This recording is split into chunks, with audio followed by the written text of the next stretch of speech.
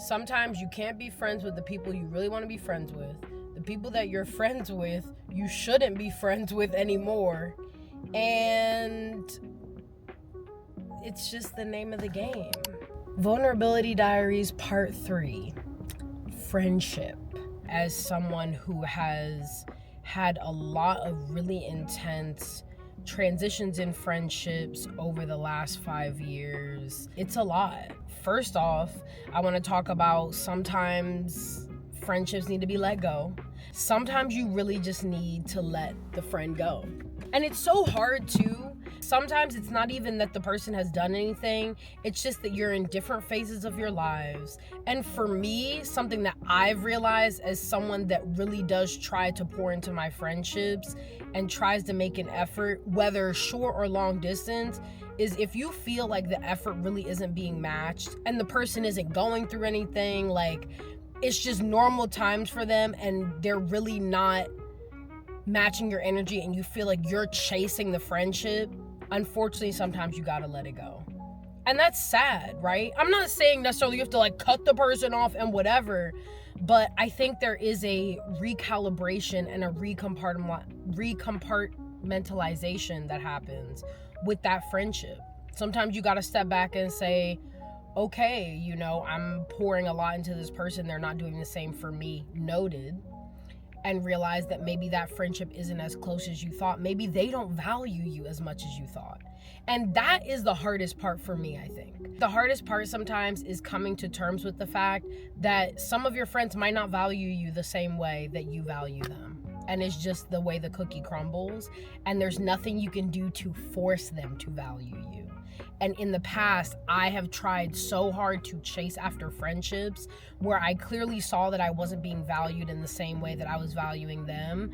And it was because I couldn't come to terms with that. No matter how much chasing I did, no matter how much giving I did, no matter how much checking in I did, it didn't work. And it was simply because we were not on the same level. We did not value each other the same way. It sucks. I think it hurts more because it's not like anyone did anything. You just have to acknowledge where you're both at and acknowledge that you're not in the same place. And maybe you will be in another place. Maybe they will learn to value you more in the future. Maybe they are going through something that you don't know about, and maybe they will come back around. You have to get to the point where you don't wait for that or hope for that, because that hope can just be hurtful, honestly. It can hurt you. That's something that I've realized lately. And as I'm going into 2026, I finally feel a sense of peace with letting attachments to some of my friendships go. And I've realized that in the last 3 to 5 years, I've had to cut off a decent amount of people. And it's not because of small stuff like that. It's not because of misalignment. It's actually because they have done me dirty, betrayed me, stabbed me in the back, stuff like that. And those are so much easier, even though those were hard for me. Because for a really long time, it was very hard for me to come to terms with having to cut someone off.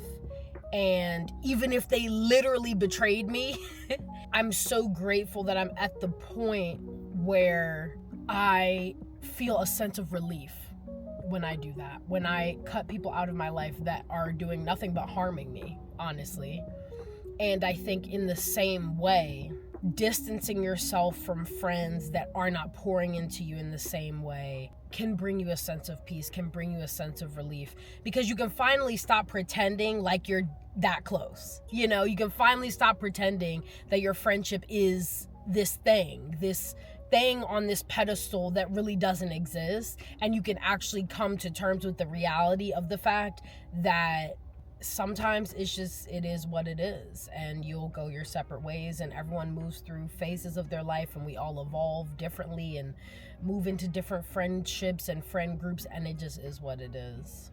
Another thing that I have realized, wanting to be friends with someone and it just not working out. Wanting fetch to happen and it's just not gonna happen. This is also kind of hard.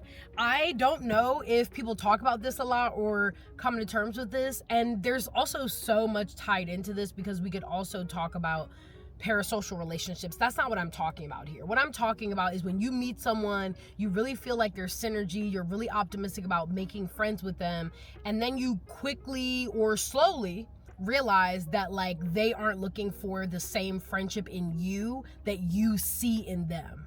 And that's hard. There have been a few people in my life where I met them and I wanted to have a particular friendship with them really badly.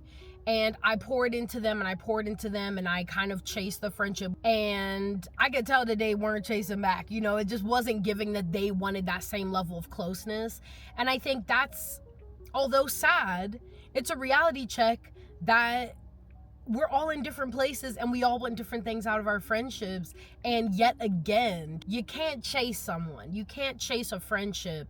It doesn't work. No matter how much you give, no matter how much you're there, you're attentive, you're a shoulder to lean on, you cry on, whatever. You can't make fetch happen if it doesn't want to happen. And I've realized, especially in the last couple years of my life, because I've had to rebuild communities for myself. I've had to find new friends and do things like that because I've had friendships fall to the wayside.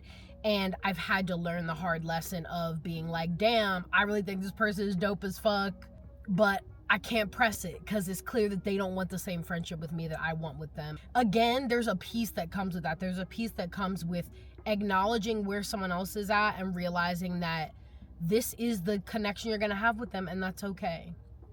And it sucks sometimes because it's like, sometimes you're like, damn, you're cool, we have so much in common, I feel like you're a vibe, I feel like we're the same energy. Maybe you'll follow them on socials, you know, and it's like y'all interact there, but the friendship never goes past that. And it's sad because you're like, damn, I wish we were talking on the phone, I wish I could, you know, I wish we could link up in person, I wish we could get a coffee, I wish we could go to lunch, but it's just not giving that, and that's okay. The more you release that and the more you just allow your friendships and relationships to flow organically, I think the more peaceful your life will be, and the more you will feel fulfilled in knowing that those relationships are what they're supposed to be, and you can feel confident in them. You can feel confident that the friends that you love you back, and you know, you're getting the same thing out of the friendship that you're giving. And that's super important, especially as an adult, because we all don't be having time. You know what I'm saying? It's a lot of time and effort to put in to friendships as you get older. The more that you realize that, the more you do come to terms with just releasing whatever doesn't serve you, and knowing that like, if your friend doesn't want to be your friend, cool, move on. You have a life to live. You have other shit you could be doing, you know? You have other people you could be pouring into as well. So, yeah.